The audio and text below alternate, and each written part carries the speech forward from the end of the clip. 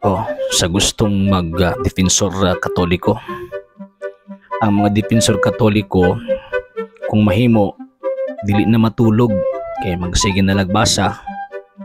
Ilabi na kung ang gibasa o ang gi-research, kay interesting na kaayo ang mga informations nga nalatid. Daghan ng mga butang murag mo santo po sa tungunahuna nga kinahanglan tukion.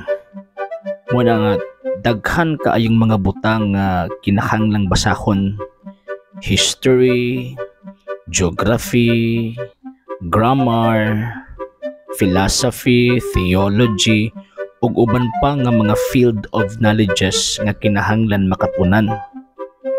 Sa hinungdan nga ang simbahang katoliko manggod, kining tanang nga mga knowledge nga na-acquire niining maong gitawag og simbahana, nasakop na niya ang tanan katulad akong yung philosophy, theology, history, geography ug uban pa.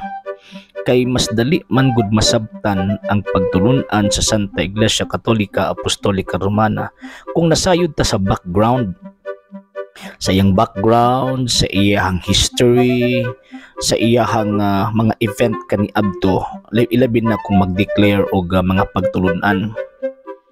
For example, kung ato ang estudyuhan ang deklarasyon sa simbahang Katolika concerning ng the two natures of Christ nga gideklara ni adtong 325 AD sa panahon sa Council of Nicaea or First Council of Nicaea, kinahanglan daghang tan-awon nga mga puntos o mga background sa kasaysayan nganong gideklara, unsay rason nganong gideklara, asa man nakuha sa promotor sa erehiya nga mao si Arius ang iyahang knowledge, ang iyahang opinion or ang iyahang theology concerning sa usa lang ka tawag ining nature ni Kristo, usa lang siya ka created being, sumala pa ni Arius.